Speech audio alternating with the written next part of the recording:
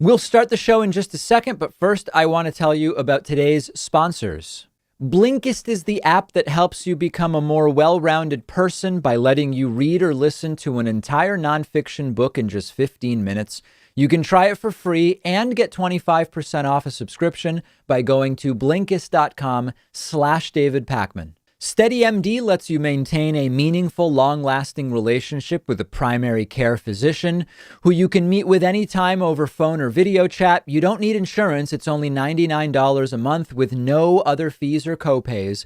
Visit steadymd.com/Pakman to get started. Okay, so many of you have asked me to talk about this. I've gotten dozens of emails, a handful of voicemails, a bunch of messages during live streams saying, David, you really need to investigate and talk about some of the claims that are being made by members of Congress and their staff that some aspect of the Trump riots suggests some kind of inside job or coordination either with members of Congress or with law enforcement. And I think it's very important. It would be irresponsible for me not to say that at this point, what we have is a set of allegations, many of which are still being investigated and sort of nebulous. But this has come to a level where we should talk about it. So there's a few different things going on here. First of all, there have been concerning patterns of posts and communications involving some right-wing members of Congress, in particular, new Congresswoman Lauren Boebert. And it sort of exceeds the scope of this segment to go through the minutia piece by piece, but you can easily Google this and sort of explore this path yourself, where she appears to have been communicating and putting out information that could just be sort of generally supportive of the idea of a big protest, which is what Donald Trump is claiming he did, but it ended up inciting a riot. Or maybe based on her being pictured with some individuals that seem to be riot folks, maybe she was in some way connected or involved, and there are sort of a number of allegations along that front. There is also the very disturbing allegation that has come from a Capitol Hill staffer that office panic buttons were removed in advance of the pro-Trump riotous insurrection. Her name is Sarah Grow. She's the chief of staff of Democratic Congresswoman Ayanna Pressley. And she said that she, along with others, were taking refuge in Ayanna Pressley's office as protesters and rioters flooded in, and that they barricaded the door with furniture, and they were in there, and then they looked for the panic buttons, and the panic buttons were gone, saying every panic button in my office had been torn out, and saying they could not find any rationale as to why that took place, saying they've used them before, that they had not switched offices, and that there were panic buttons in that office, which were subsequently gone. What is the explanation for that? We don't know. We simply don't know at this point in time. It's being investigated, and it should be investigated. We also heard from Congressman James Clyburn, and James Clyburn explained, and I'm going to play a clip for you momentarily, that he has a marked office at the Capitol, which says Congressman James Clyburn. That's his marked office. But that as majority whip, he tends to work at an unmarked office in a different part of the building, and that somehow the rioters knew exactly where to go, even though it was an unmarked office. This is him explaining it. Take a listen to this. The next part of this, which is what makes this even more troubling with what you were sharing with our folks this morning. Part two of this, of what you were reporting about, is talk about the damage to your offices. You have two different offices in the Capitol. Explain it to our viewers. Well, I have an office in the Capitol, which is in the so-called Lincoln Room, named after Abraham Lincoln. That office has my name on the door, and it has Majority Whip above the door, and it's just off of Statuary Hall. Anybody walking through Statuary Hall can see that office. Now, that's not where I do most of my work. Up on the third floor is where I do most of my work, and there are many members of the United States Congress right now who could not tell you where that office is and could not find that office if they needed to. Yeah.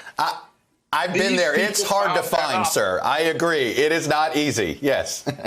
Yeah. But they found it.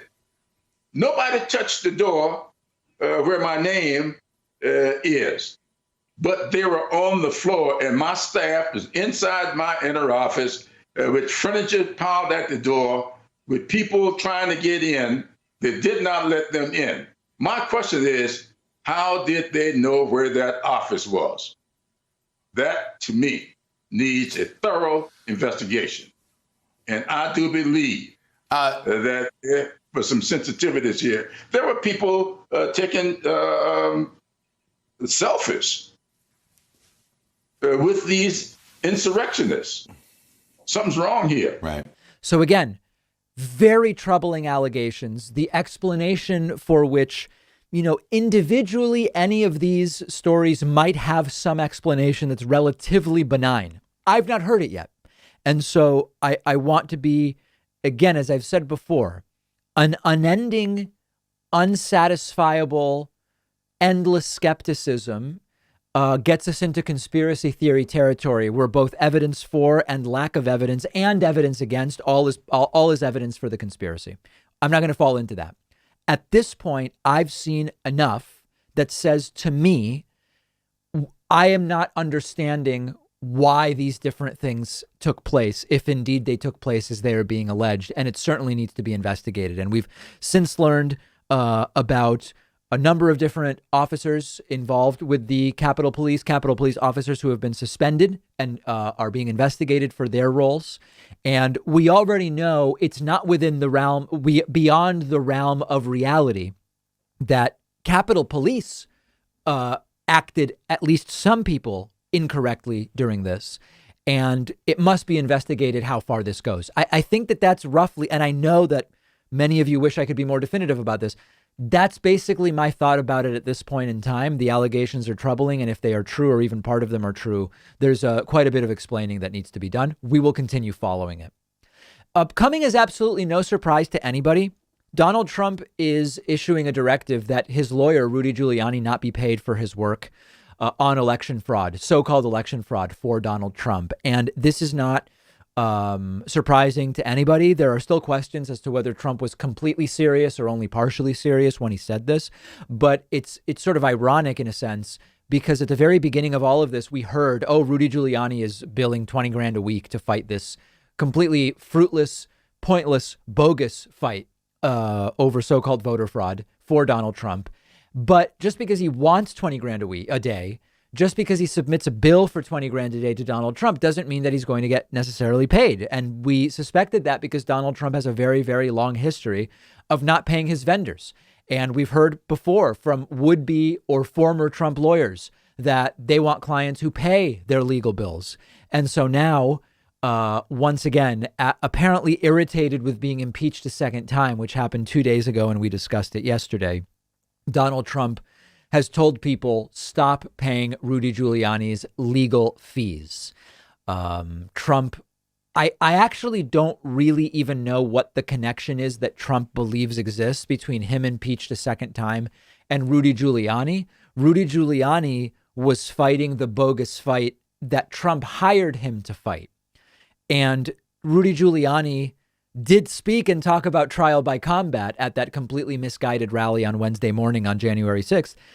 But it was really Trump who said, let's go to the Capitol, and incited that riot. So I don't even understand the connection between Trump being irritated with Rudy over the second impeachment. But as we know, Donald Trump is unable to take any responsibility himself and blames people around him. And the reports are that he's blaming a lot of people in his inner circle, including Rudy Giuliani and others, for the predicament he finds himself in. And at a certain point, it may be as simple with Trump as, I blame them because they didn't prevent me from doing the things I did. And saying, even though I did them, it's really someone else's fault because I hired other people to prevent me from getting into this kind of trouble. I don't know. Trump campaign senior advisor, Jason Miller, sort of said Trump is not soured on Giuliani. But when he was more directly asked, is Trump directing Giuliani not to be paid?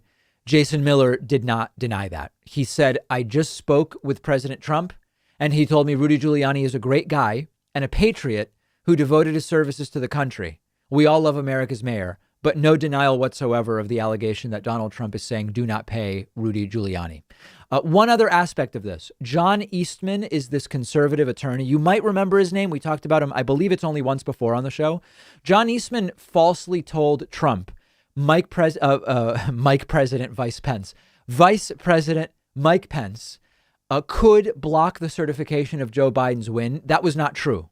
And we are now hearing rumors that John Eastman might join Donald Trump's legal team. What the point of a legal team is in the last 5 days of the presidency, I don't know. But these are just preliminary discussions. What would be the plan there? And this again would go towards this idea that Trump, if you can tell Trump what he wants to hear, you get yourself into his inner circle. And this is arguably why Trump's press secretary, Kayleigh McEnany, has lasted as long as she has lasted, because she has shown an unfettered, unmitigated willingness to repeat any lie for Donald Trump and to defend any action by Donald Trump, never ceding an inch, never conceding anything. And that's what Trump wants. And so now reportedly John Eastman has some ideas of things Trump could do. What they are, I don't know. And there are rumors that with just 5 days left in Donald Trump's presidency, he may be joining Donald Trump's team for what some are calling a challenging chapter. Yes, that is certainly an understatement. And Trump increasingly isolated and desperate to find anybody that will indulge his wackiest and wildest notions. We're down to just a few days, my friends, just a few days to go, and then he will be gone, at least officially. But we will see to what degree Donald Trump remains in the public eye. We have a great show for you today. Make sure you're following me on Twitter at @DPakman. We will take a break and have a fantastic program for you coming up. The David Pakman Show at davidpakman.com.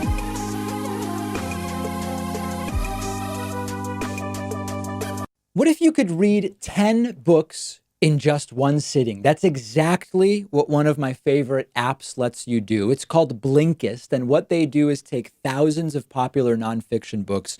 They condense them down into text or audio that you can consume in 15 minutes.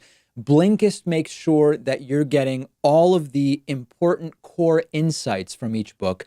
So it's perfect for exploring a book you otherwise wouldn't have time for. If there's a full book you're thinking about buying, you can use Blinkist to get a sample first. Just think how much you can enrich yourself by being able to soak up an entire nonfiction book in just 15 minutes. I recently read A Brief History of Time, of course, by the great Stephen Hawking. This is a book that I have been aware of for so long, and other things got in the way, and it was fantastic to check it out on Blinkist. Blinkist has books on politics, philosophy, science. They have 27 different nonfiction categories, and a subscription is only about $8 a month. And you get the entire library. But you can try it totally free and get 25% off a subscription when you go to Blinkist.com/David Pakman. I've put the link right underneath this video.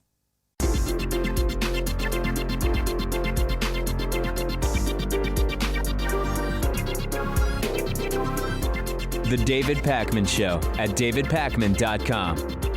So we're getting down to the very, very end of Donald Trump's first and only presidential term, and we will be covering the inauguration next week. I know there are lots of people with many questions, thoughts, ideas about what we've been seeing. So let's hear from some of those folks via our Discord server, which you can find at davidpakman.com/Discord.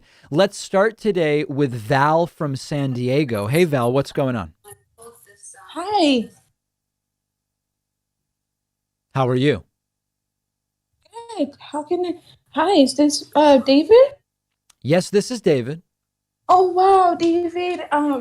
So basically, I have a kind of easy question because I'm actually getting ready for work. Oh, okay. I But don't want to keep you. basically, no, it's okay. But also, if I talk too much, I tend to confuse myself. So Okay, I want to keep it short. please. So basically, my question kind of came up to me when I was talking to someone close to me.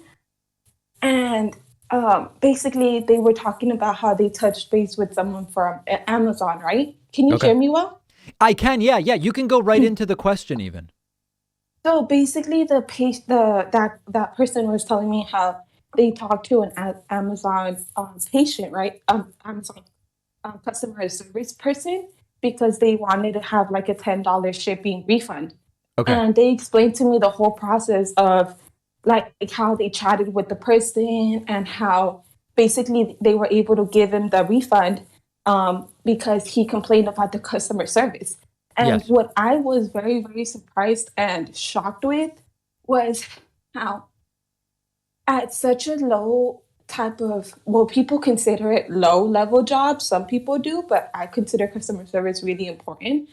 But basically, some people, basically what I thought was interesting was the fact that you can actually track a whole conversation down to one customer service representative, right? So they are now accountable for what they said, right?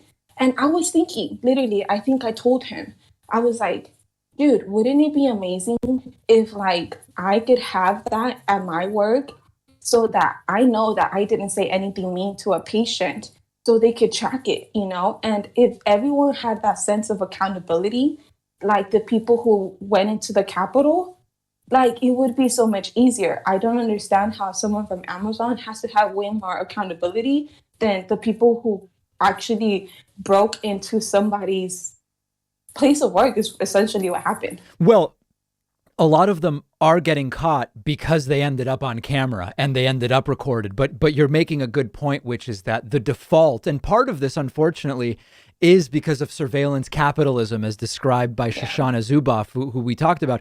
I don't know that we should be cheering about the level of data collection that you described with Amazon, although certainly they're going to have transcripts of customer service. But how are we getting away without more of it at the Capitol? And fortunately enough, people were recording things that people are getting caught, arrested, and charged. Yes, exactly. But to me, what's shocking is not shocking, but it's like interesting for us to know, you know, how in America or the United States of America, how it's possible that someone who has like most of the time an Amazon employee doesn't have this huge education, you know, how is it possible that someone with low education probably is working just to make ends meet, you know, someone like that? How can they have way more responsibility and get in more trouble than some people, you know, like that? I feel like we need to really I think you're about absolutely these types of right, things. Val. There are definitely some inconsistencies there in terms of accountability. Val, I appreciate the call. I hope to hear from you again. Why don't we go next to Eric from Texas? Eric, you're on the air. Hello, can you hear me? Yes, I can. All right, so I want to know, pardon me, as a new generation enters politics, what would they bring to the political sphere?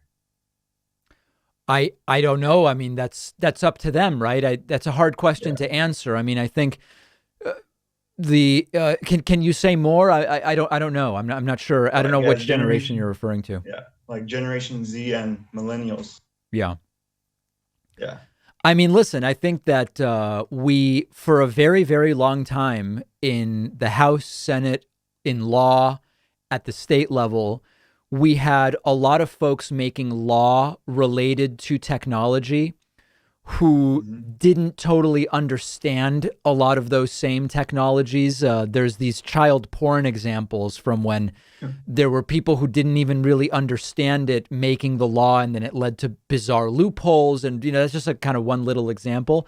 I do think that as our lawmakers more and more are the people that grew up with the technologies that kind of govern much more of our society, that we are going to see that taken much more seriously. And, you know, Lindsey Graham, I remember at one point was on the technology committee or something, telecommunication. I don't remember what it was. And he had never sent an email in his life. Like that's crazy. That doesn't make sense. It's a joke. We become a joke, you know? So I think that's certainly something that will be different. I also think it's going to be increasingly a generation that it's not a generation of socialists, but it's a generation that grew up more open to different sort of economic infrastructures and ideas. And I think that will also bring a very different approach. I totally agree. Yeah. All right, my friend, thank you so much for the call. Great question. We're taking calls via Discord at davidpakman.com/Discord. Let's go next to Where are we going next? There's just so many interesting folks wanting to get on. Why don't we go to Shane from Victoria, Canada? Shane, you're on the air.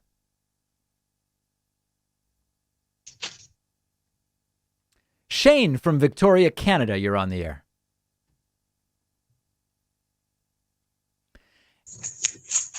I hear you in the background there, Shane. Did you want to talk to me? All right, so Shane is gone. Let's go instead to Tyler from St. Louis. Tyler, you're on the air. Hello, David. So I don't know exactly the subject of everything, but I was wondering, is there anything to the arguments that universal healthcare would lead to lower quality of healthcare? Well, 'Cause that's what I tend to hear, but I never actually explained. Never explained causal relationships there. The best stuff I've read about this is from the late Uwe Reinhardt, who wrote that basically imagine a triangle. You're familiar with a triangle, I'm sure, and you know that it has 3 corners. Does that make sense? Mm-hmm. The 3 corners of healthcare are cost, quality, and access. And that no matter what system you support, you are basically picking a midpoint between those 3. So, for example, if you want to make it really cheap and give it to everybody, quality is going to go down. Now, it could still be better quality than we have, and we might still be spending more, like we spend a lot. So this is just theoretical. I'm building the theoretical framework. So if you want to give it to everybody and make it cheap, there's going to be some sacrifice in terms of quality, all else being equal.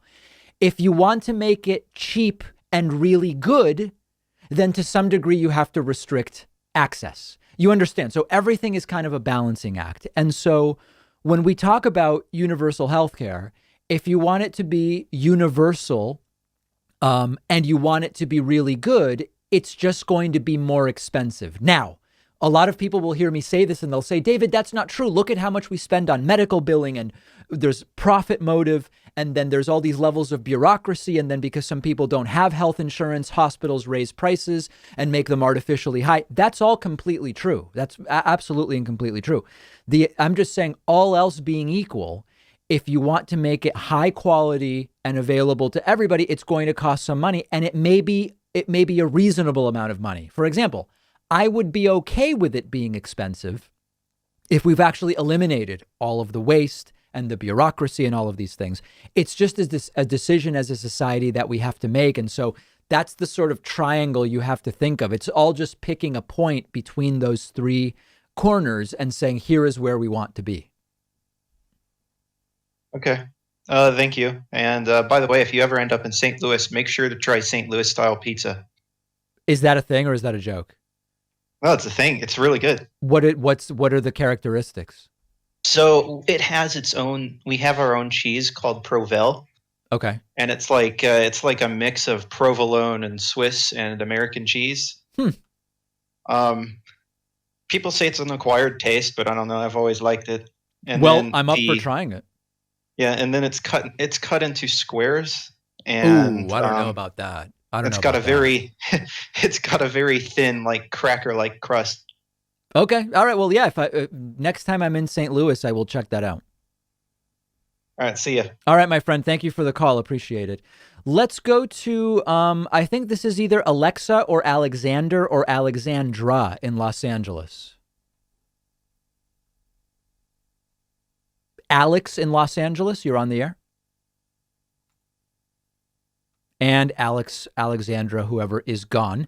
Let's go to William in Vegas. William in Las Vegas, Nevada, you're on the air. William in Las Vegas, Nevada, please unmute yourself and then you'll be able to talk to me.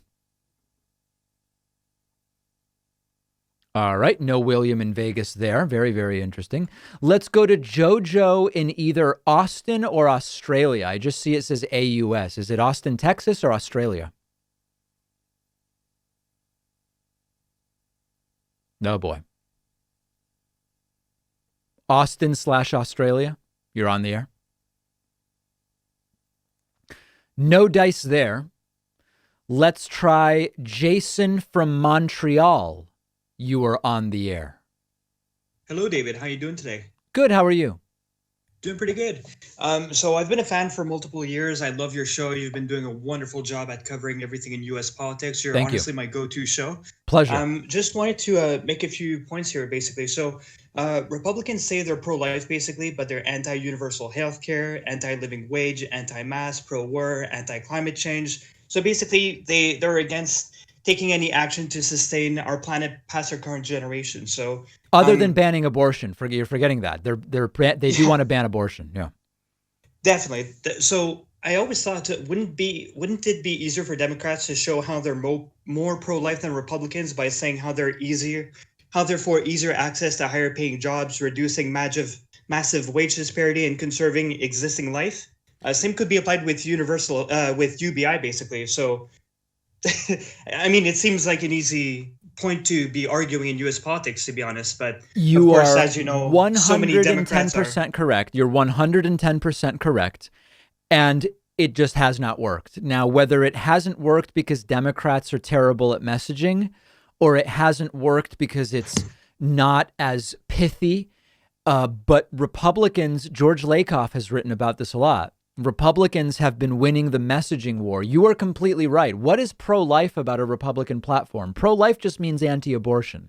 But in terms of extending and improving life on the planet, it is not, I don't even want to make it about party. It is not the right that is for those things. You're completely right. And due to a combination of Republicans being early to the game of the messaging and Democrats being terrible at messaging, it's proven more difficult than what you're suggesting, but you're completely correct. Definitely. And I just wanted to make another point here, basically.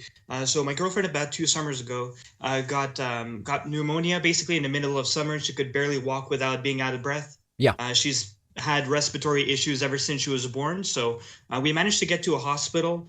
She was plugged into a ventilator on and off for about 3 hours. And we left basically with a prescription for additional pumps and a temporary one costing about $80 Canadian, which is absolutely nothing. So without, of course, any out-of-pocket costs, I can't imagine how much this would have cost in the U.S., basically. So You don't want to know. You don't want to know. It would have been certainly thousands and thousands of dollars. Definitely. It's really scary. Well, thank you very much, David, for taking my call. I really appreciate it. And have yourself a wonderful day. My pleasure. Great to hear from you. Let's take a quick break. If you're holding, don't hang up, because I'm going right back to viewer and listener calls right after this short break. The David Pakman Show at davidpakman.com.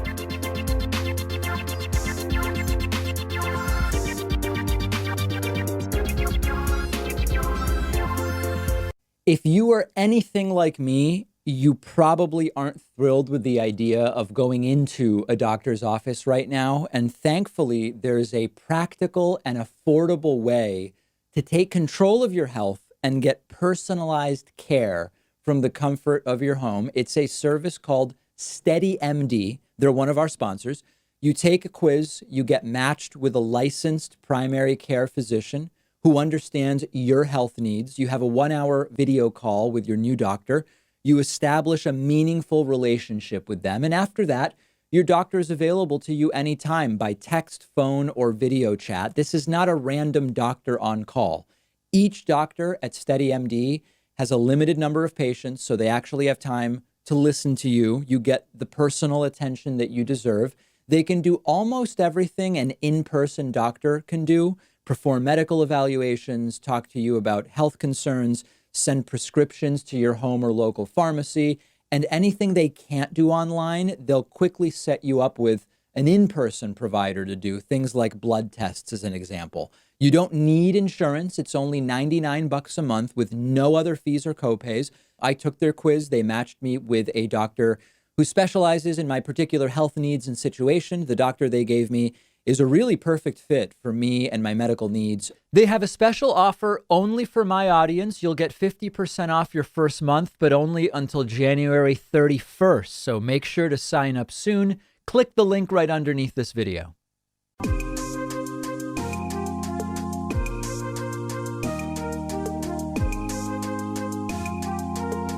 Welcome back to the David Pakman Show. All right, we're continuing to hear from people via Discord at davidpakman.com/Discord.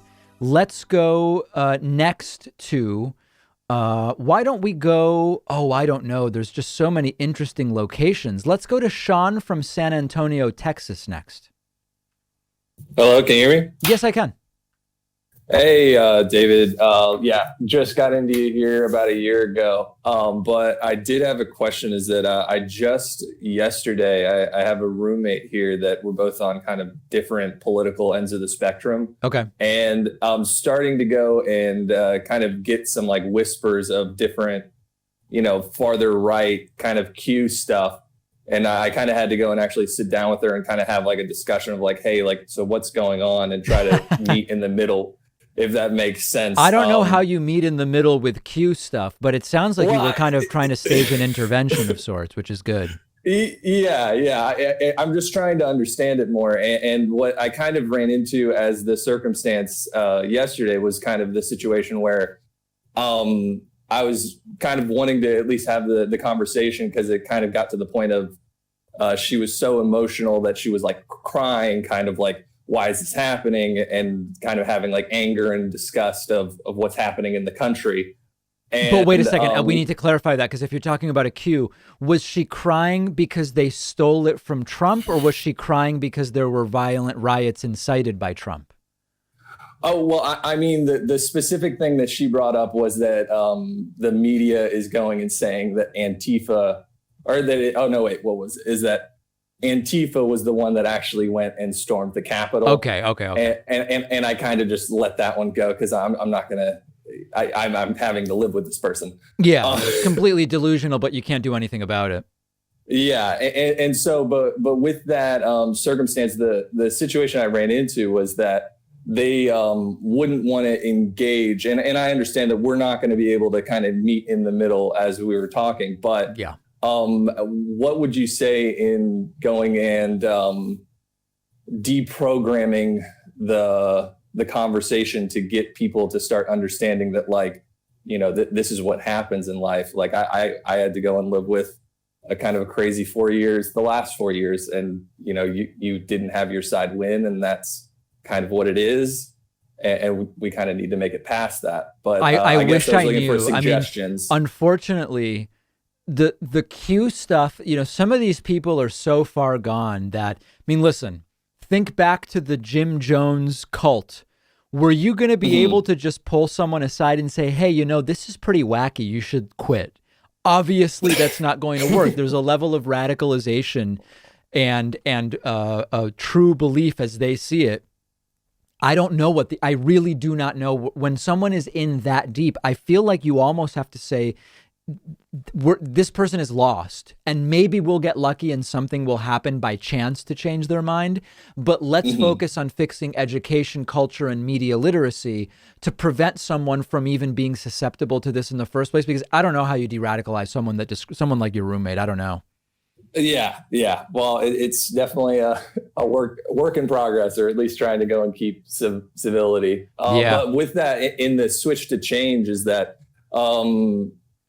what would you have as guidance towards going and kind of enacting or being more a part of that change, if that makes sense? Because I'm now, with kind of everything that's been going on, been getting more kind of into it, but I'm still kind of, I guess, looking for the next right steps to go and start pushing towards agendas that are a little more in the positive for people. There's no shortage of ways to get involved. If you want to get involved with education, it depends how local you want to go, but there's so many ways to affect positive change in our communities.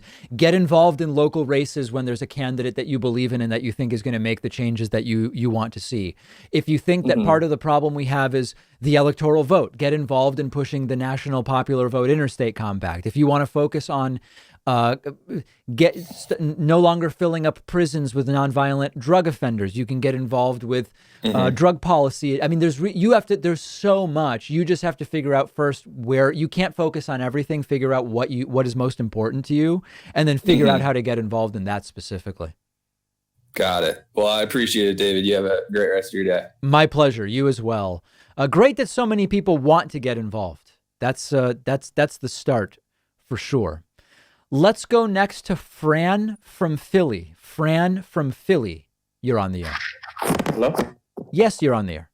Okay. Yeah, big fan of the show. I've been watching for a few months now, up until the... Okay, so Fran, in order for me to hear you, you're going to have to figure out if there's a piece of paper or a banana or a shirt sleeve rubbing up against your microphone or what it is, because every time you talk, we just can't hear you. Wait, can you hear me now? Yeah, that's much better. Okay. So I just wanted to get into this thing I saw on Twitter. Okay. So this guy named Eric Fernandez, he has a long Twitter thread going on, and he's basically saying that members of Congress are colluding. No, he's basically saying that members of Congress colluded with the terrorists. For example, Ayanna Pressley said that her panic buttons were removed from her office, and Clyburn also that his unmarked office was looted, but his marked office remained untouched. Right. So let me explain that second thing so people know. Congressman Clyburn says he believes that there was some inside job aspect to what took place because he has two offices. He has his office that is his office as congressman with his name on it. And then he has an unmarked office where I believe he's the majority whip, where he works as majority whip, and that only insiders would know about the unmarked office and the location. Otherwise, they would just go to the one with his name on it. I've seen that. I don't know the truth of it. I want to be clear that a lot of this stuff is being asserted. And if these things are true, there have to be answers. I don't know. And I want to be careful about asserting things that I don't yet know more about. But you're right. These allegations are being made. Yeah. So how do we move on from this? If these things would have been true, how do we come together with the Republicans? I mean, listen, I hate to say this, but I don't know that there's any coming together with the current Republicans. It's terrible just to have to say it that way, but how is this Republican Party that it either is Trumpist or stood aside while Trump destroyed the country because they decided it was best for them? How do you work with them? I don't know. I don't know that it's possible, sadly. I wish I had something more optimistic to say. Thank you so much. My pleasure, Fran. My call. Thank you. A depressing call, but an important call, certainly. Let's go to Isaac from Ohio next. Isaac from Ohio, you're on the air. Oh, God. Hello. How are you? Good. What can I do for you? So, forgive me if this is completely incorrect, because I've not taken a single economics class or anything. Okay. But I know that you're like a social democrat. You're not in favor of like full-blown socialism. Right. But I came up with an idea a little while back. What if instead of like outlawing like capitalism to go to socialism, because that would be too complicated. It's like I don't know. What if we take what if we like defined like wage slavery properly? Okay. And outlawed that. Like you couldn't just like the common practice of just hiring someone, paying them a flat rate for their labor where they have no ownership of their workplace. Mm-hmm. If we like at least gave workers some ownership of their workplace in all cases. So you're saying some kind of law that says every employee must be given partial ownership of their place of employment. Yeah. I don't see how you get that done legally. I mean, I don't even know that it's, I think that the way to do it, so that would be a very authoritarian imposition. And check out my interview with the YouTuber Vosh, who is a socialist, but he said that the way that, as he sees it, the way you're going to implement these things is going to be by convincing businesses and others that it's a good idea for them to do it rather than imposing it as law. I hope I'm not wrong in summarizing his perspective that way, but even he said that the types of things you're talking about are very authoritarian and would essentially be dead ends. And I think that he's probably right about that. I think what you're suggesting would be would essentially be impossible to do. You would just be saying, you would be mandating, you are trying to force companies to do things that there's no legal basis to force them to do. It's less about economics. It's more about the law. Okay. You're not particularly against something like that. You're just saying it's not realistically possible. So as a social democrat, I'm not in favor of what you're describing, but for me, it's not even really the main issue, because it's just you're not going to get it done in the way where there's just a law passed and it says all employees are now owners. Yeah, well, I'm not trying to make it that simple. Like, what if we say like the lowest tier of workers have to own like at least 20% of the entire company collectively? Like, is that something that could work? Or I don't see how you get it passed. I mean, I think the more important thing would be for you to think about this less as an economic thing, but more as a how do you get, what is the legal structure where you could do that, where government could do that? Is it federal and is it state? And if it's one versus the other, how do you actually do it? And I just don't see it. I think if I were you, I would focus on how you get it done rather than whether it's a good idea. I just don't see how you ever get that done. Yeah, I see. That's a really good point. All right, my friend, though, I appreciate the call. Yeah, thank you. All right, pleasure. Let's take a couple of others, because there are many people who want to chat. Why don't we try? Let's go to, is it Jan from Norway? Jan from Norway? Yes, sir. Yes, sir. How are you? I'm good, thank you. Are you good, safe? Yeah. Are you in Oslo or where are you? Well, I'm about 1.5 hours drive away from Oslo, so okay. Yeah. How many hours of sunlight a day do you get right now? Well, during COVID, if I look out the window, I get some, but no. I mean, not you personally. I mean, where you are. No, we have. I was just joking. We have like 6 to 7 hours, I think. Now. Okay, all right. Yeah. No, I was just wondering, like, because looking at the situation from Norway, like, how do you think you can like fix, reclaim your integrity? Do you think it's enough? Do you think it's enough, like, trying to put Trump in his place? Because I can see it, like, even if you don't manage to impeach him or like giving him some larger repercussions, yeah, just trying that will send a really good signal. Like, it's a good signal just trying to impeach him, right? But do you think it is? If he's not convicted, you're saying, listen, I think the rehabilitation of the United States is partially going to happen from just having Joe Biden and the return of actual diplomatic, taking diplomacy seriously. I really do think that many countries are eager to get back to a normal relationship with the U.S. So I think just having Joe Biden back and a proper diplomatic corps and ambassadors, I think that will be a big piece of it. But I don't think that will be enough. I think the U.S. is going to have to become a leader on coronavirus and to regain some of the respect that we lost under Donald Trump. I think the United States is going to have to figure out, Trump bailed on the Iran deal for no reason. Iran didn't break any of the rules during the deal. The U.S. is going to have to figure out how to regain credibility there. So I think that it will partially happen under Biden just because Biden will be normal. But I think that there is still work to do. I don't think it will ultimately be about whether the Senate convicts Trump on impeachment. No. But just sending the signal and trying. That's yeah. Thank you, man. My pleasure. Jan from Norway. All right. Make sure you're getting that vitamin D there. Thanks to everybody who called. I am out of time for today, but I will take calls again in the future. The David Pakman Show at davidpakman.com.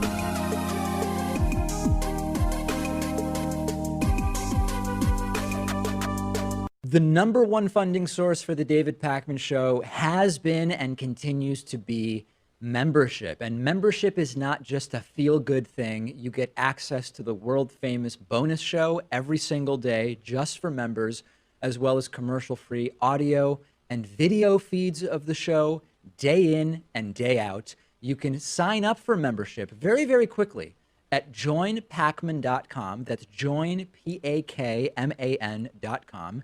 If the normal prices strike you as high, by all means use the coupon code VOTESOON18, all one word, all lowercase. Become a member today. The David Pakman Show at davidpakman.com. Okay, let's get into audience questions for the week, many of them related to the really tragedies that we observed in the United States over the last week and a half. First question, David, we have the biggest military and most militarized police in the world. Why couldn't the Capitol Police keep rioters out? What the hell happened? And this is a question that became an important one very quickly as we were witnessing the events of January 6th, the riotous insurrection fomented by President Donald Trump. And it is true, the government spends hundreds of billions on defense, on the military, Department of the Defense, Pentagon, Department of Homeland Security, on and on and on. How is it possible that you ended up with a situation where a mob breaches the Capitol, the vice president and members of Congress are there, Secret Service and other evacuations, and within minutes, this mob, I mean, we were watching it, and it wasn't very long after the debate started into the objections over Arizona that the mob had overrun the building and people needed to take shelter and on and on. So there are two big picture answers, and we'll dig into each of them. One big picture answer is they didn't understand the scope of the threat.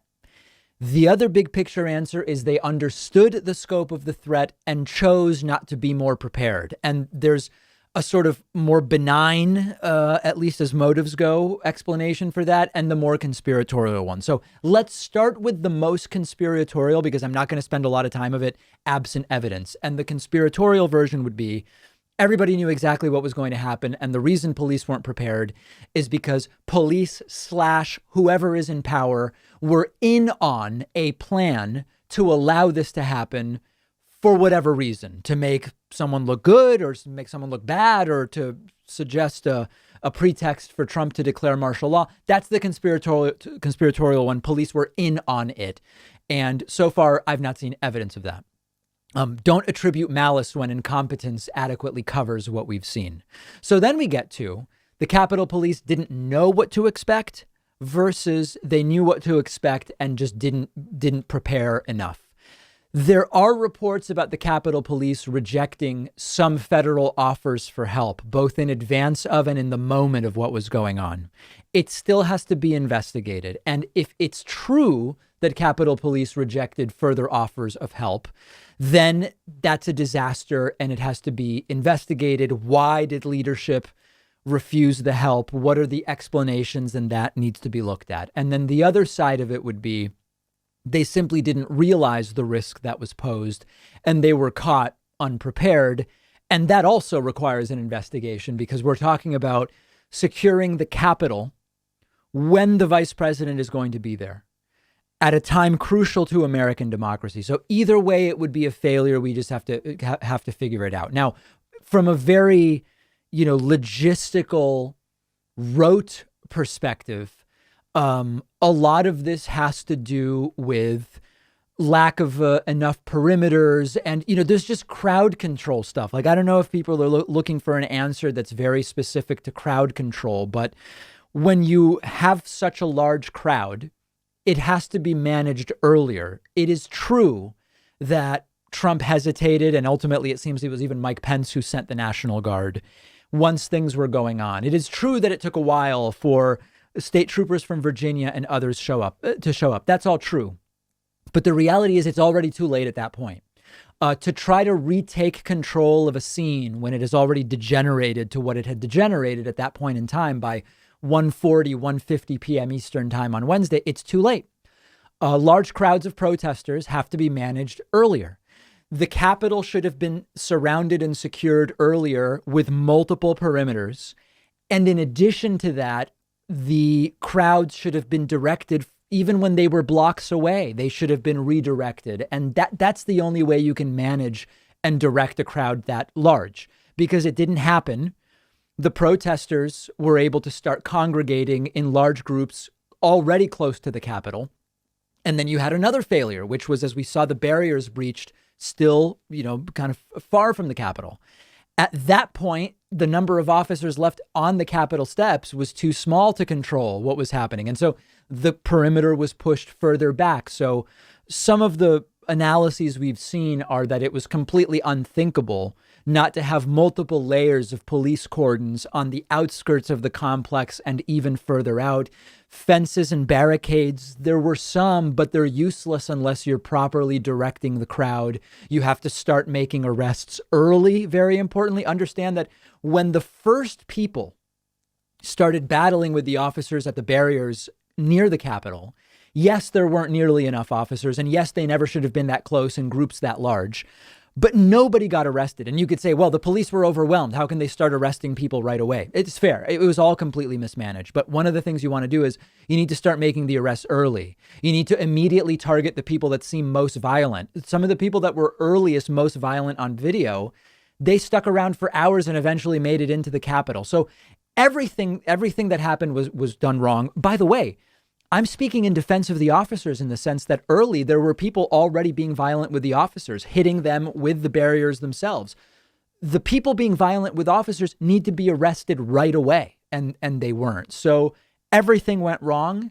The motives and explanations we still don't know, but from a logistical crowd control standpoint, everything went wrong in the sense that none of the stuff that should have been done was done. And we'll learn more about it, I'm sure, in 2 months when some report is published that nobody will see, but we'll pay attention for and we'll take a look at.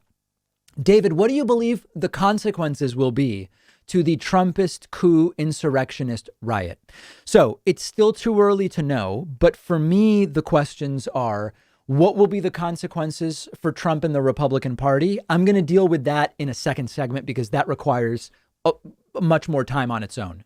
What will be the consequences for the rioters?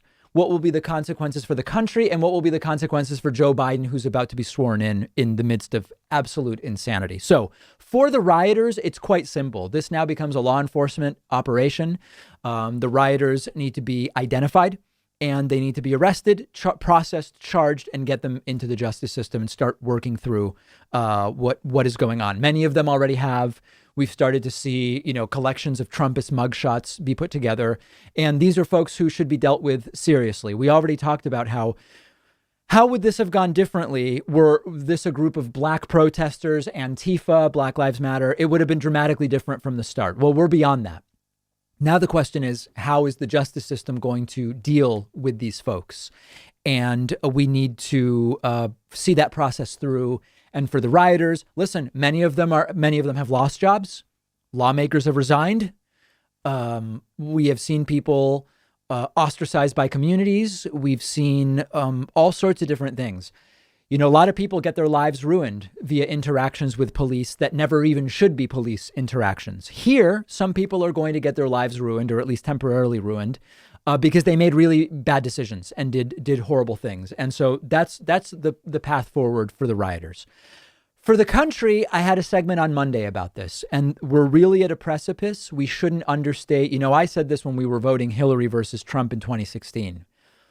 Anybody saying Trump, Hillary, it's the same. Anybody saying, I don't really know that in practical terms it's much of a difference. They were wrong.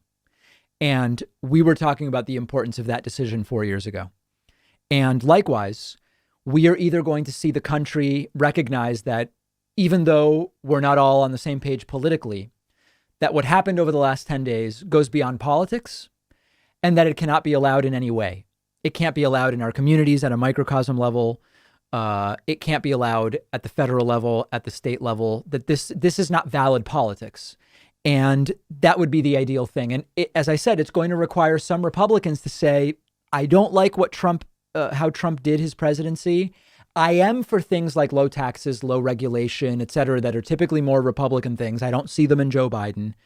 But Joe Biden is the president, and we have to come together and simply respect that. It doesn't mean we don't disagree when Joe Biden does something we don't like, and that applies to us on the left as well. That's one path forward. The other path forward is that this type of riotous insurrection becomes, unfortunately, more common and considered valid politics by too many people. And it's a very dangerous precipice. So what it means for the country, we will soon see. For Joe Biden, I actually think that to some degree, this has been good for Joe Biden. And I want to be really careful. There's never anything good in practice from these riotous coup attempts or what we saw. But there is some degree to which I believe and hope more people than otherwise would be are better predisposed to the Biden presidency because it means Trump goes and that has to happen. And so I think that Democrats could not possibly, if you had said to Democrats, what can you come up with that would happen within 2 weeks of Biden swearing in that would best position Biden to get started? I don't think they could have come up with anything more beneficial than the Trumpist right completely humiliating itself. Now, I know lots of people liked what the Trumpist right did. There are millions of people who support what the Trumpist right did, but there are many, many Republicans who don't. And when it comes to the officials who said, oh, you know, I'm quitting now. It's too little too late. Chris Christie, Lisa Murkowski, Betsy DeVos. It's too little too late, guys. You don't get to have your reputations rehabilitated. But for the presumably millions of Trump voters that are disgusted with what's going on, I believe their disgust will better position Joe Biden for his entry into office. And that's my hope. Whether it will work out that way or not remains to be seen. Now let's talk about what this does to Trump and the Republican Party. What will be the effect of the Trump coup riot on the future of the Republican Party? And many of you asking me, is it the end of the Republican Party? This is not the end of the Republican Party. The Republican Party, and by that I mean the Republicans that remain in the public eye, they are not people of substance, okay? Lindsey Graham denounced Trumpism early in the 2016 Republican primary, and then he embraced it, and then he partially called out some of the things Trump did, but then he golfs with Trump and brown noses him all the time. And just in these last 2 weeks before Trump leaves, Lindsey Graham gave a sensible speech on the floor of the House during that joint session in counting the ballots saying, this has to stop. Joe Biden is president, And then within 48 hours was on Fox News pleading mercy for Trump, who did the right thing and shouldn't be impeached a second time. So these people are of no substance. These are weasels, okay? Susan Collins in a less cartoonish way. How many times has she said, well, I'm disappointed in the president. I'm very concerned with the president. And then she never once votes to make anything change. So I expect that the Republican officials that survive this, some simply won't. The Republican officials that survive this are going to weasel their way out with some of the both sides stuff combined with, I did denounce this one thing at this point. They're going to pay lip service as necessary. There's not going to be any real introspection. It will be just attacks on Democrats and liberals and, you know, we're against violence type of thing. So the future of the Republican Party is going to be determined not by the Republican electeds. We know what they're going to do. It's going to depend on Republican voters. Now, when I say that, many of you will not be optimistic, and I understand why.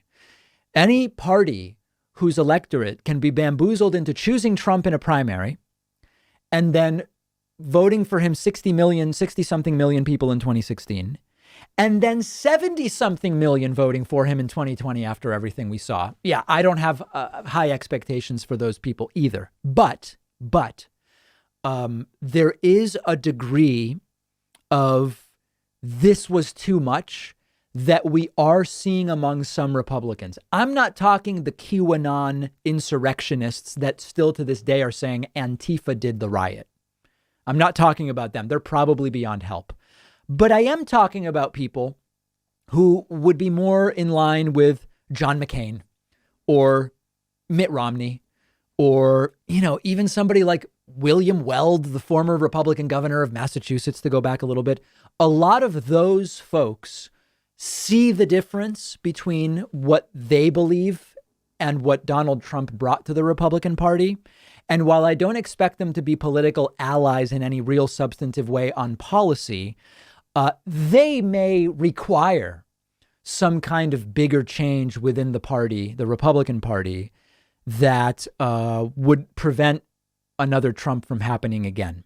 I'm not super optimistic. I'm trying to give you the best case scenario. And I think it's simply too early to know. It's, you don't know to say what's the damage when the hurricane is still happening is difficult. To say, but if on September 12th we had said, what is the full political impact of 9/11, it would have been too early. By that, we didn't know yet. Some of us, we maybe suspected that a war was coming, but we didn't know that the U.S. would go to war with the wrong country on September 12th. It was too early. So to some degree, it's just too early. But I'm giving you some sense of what the best case scenario might be. We will be here with you next week for the inauguration and swearing in of Joe Biden. Hopefully not for any violence. I hope there isn't any. We are off on Monday, Martin Luther King Day. No show Monday, Martin Luther King Day. We'll be back with you Tuesday and then Wednesday live for the inauguration as well. I'll see everybody then. Enjoy the bonus show. Remember to sign up at joinpakman.com.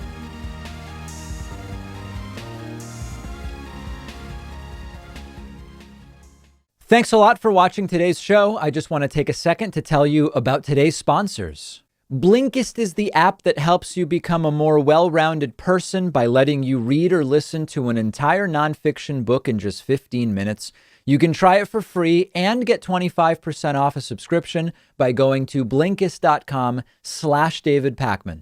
SteadyMD lets you maintain a meaningful, long-lasting relationship with a primary care physician who you can meet with anytime over phone or video chat. You don't need insurance. It's only $99 a month with no other fees or copays. Visit SteadyMD.com/Pakman to get started.